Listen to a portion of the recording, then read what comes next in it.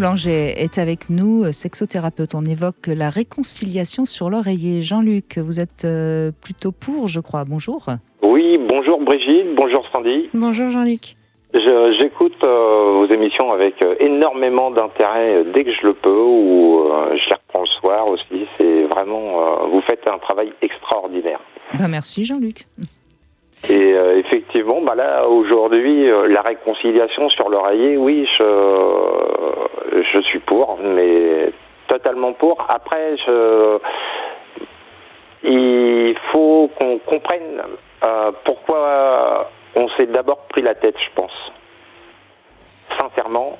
Et à partir du moment où le sujet est vraiment, on va dire, traité, digéré, ce moment de réconciliation, c'est comme disait votre invité, ou comme vous disiez hier, il y a un langage des corps qui se met en place. Et là, c'est plus des mots, c'est les corps qui se rencontrent, qui s'accordent. Et alors, je suis d'accord, Jean-Luc. Il y a un moment où il faudra de toute façon comprendre pourquoi on s'est pris la tête, comme vous l'avez dit si joliment. Mais je crois, si j'ai bien compris ce que vous disiez, Sandy Boulanger, c'est que pour certains, la réconciliation sur l'oreiller peut se faire avant le débriefing, si je puis dire, de la prise de tête. Ça peut même aider certains à la faire. Pour d'autres, en effet, il faudra d'abord mettre à plat les griefs pour ensuite pouvoir se retrouver intimement. Donc ça dépend des gens. Vous auriez plutôt besoin d'abord d'élaborer pourquoi ça s'est mal passé. Alors j'ai quelques heures de vol dans la prise de tête en couple. Bienvenue au club, j'ai envie de vous dire. Pardon ? Bienvenue au club, j'ai envie de vous dire. Je pense que c'est le lot de tous les couples. D'ailleurs, les sexothérapeutes, Jean-Luc, disent qu'un couple qui ne se dispute jamais, c'est un couple qui est en danger. Ah oui, c'est pas bon signe. Oui, tout à fait. Oui, alors, tout à fait. Bon, donc il faut relativiser, c'est pas grave. Je crois alors, une fois, alors c'est une toute petite aparté, mais j'étais hospitalisé et avec ma compagne, elle venait un jour sur deux, on se prenait la tête dans la chambre d'hôpital. Et il y avait un vieux monsieur qui était à côté de moi et c'était complètement déstabilisant parce que j'étais quand même à l'hôpital. Et un coup, je lui dis, mais comment, j'arrive pas à comprendre ce qui se passe, machin, ceci, cela. Et il me disait, vous savez, moi ça fait 60 ans que je suis marié, il faut s'engueuler tous les jours avec sa bonne femme. Par contre, tous les soirs, il faut se coucher, il faut avoir compris pourquoi on s'est engueulé. Oui, tous les jours, peut-être pas quand même. Et moi, 32 ans de vie commune. Au départ, on a eu, comme tous les jeunes, on se réconcilie sur l'oreiller sans trop avoir traité le pourquoi on s'était pris la tête. Et vous étiez encore dans la passion, là. On est aussi allé voir des thérapeutes et oui, vaut mieux mettre sur la table et traiter le différent, parce que sinon on va se réconcilier et on peut se réconcilier, mais il y aura toujours celui qui aura enclenché ce moment de guerre, c'est parce qu'il avait des difficultés à dire quelque chose à l'autre, et si ça n'a pas été soldé, il pourra très bien, parce que l'expérience, accepter cette relation charnelle sans pour autant être satisfait de ce pourquoi il a déclenché la guerre.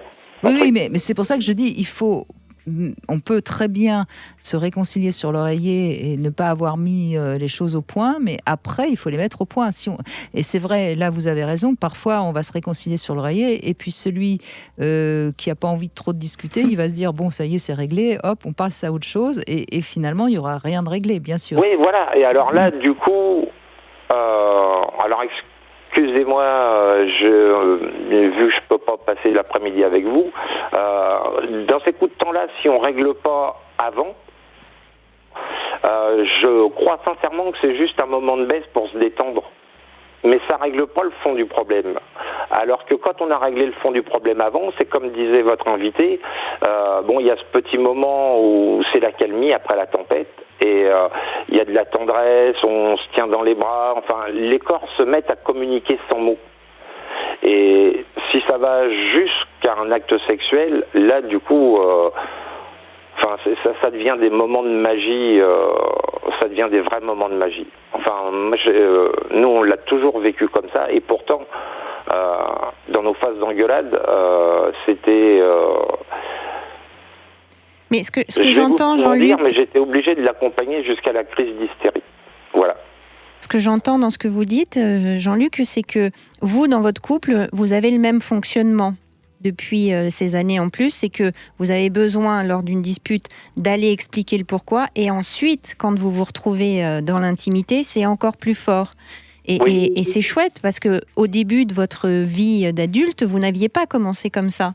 C'est ce que vous disiez. Non, mais vous voyez, on évolue. Comme vous disiez au départ, on va faire un câlin et puis on traitera demain matin. Puis en fait, comme on a fait un câlin, que ça s'est bien passé, du coup, c'est sous le tapis et puis on verra la prochaine fois qu'on mettra le pied dedans, quoi. Oui, c'est pour ça que chaque couple a son propre fonctionnement. Et puis après, je crois que c'est rigolo aussi de se regarder soi-même et de se dire, bon là, effectivement, on s'est sauté dessus sous la couette, mais en fait, c'était un bon tapis. On va peut-être pas se prendre les pieds dedans demain matin. Donc voilà, on va s'endormir, tout ça. Mais effectivement, dès que ça va être le bon moment, il faut s'en reparler. Mais vous disiez un truc intéressant, c'est que ça permet de se détendre, du coup, de faire l'amour.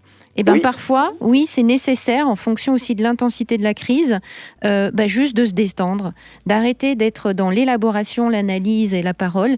Et puis, effectivement, après, ça permet de mieux se reparler. Alors après, paradoxalement, le fait de l'avoir accompagné jusqu'à ces crises d'hystérie, qui devait forcément sauter, il devait y avoir forcément un pétage des plombs. Et ça, c'est avec le temps que je me suis aperçu de ça. Ça lui permettait de dire des choses qu'elle savait pas dire à l'état naturel. Oui, la colère, puisque on va considérer que c'est une colère un petit peu émotionnellement intense, l'hystérie, mais c'est quand même de l'ordre de la colère. La colère, elle sert aussi à poser nos limites et à dire non.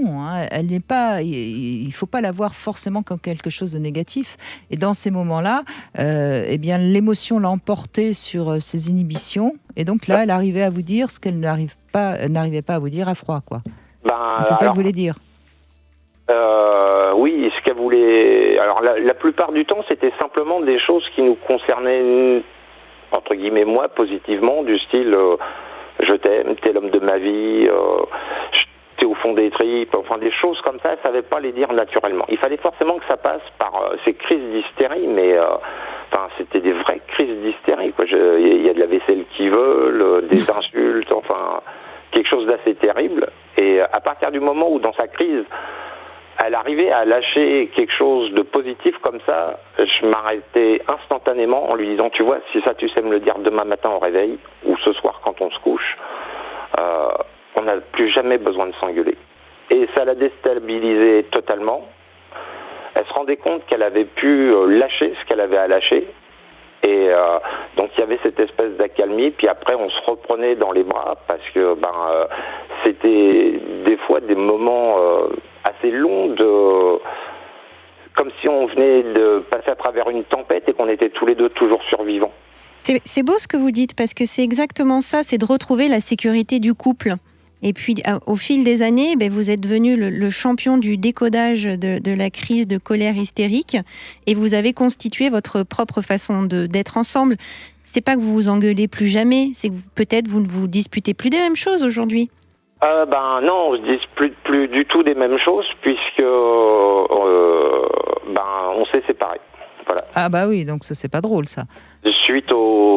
On devait se marier, son père est mort très peu de temps après qu'on ait décidé de se marier, et là elle a pété les plombs, mais de façon dramatique, et elle s'est barrée.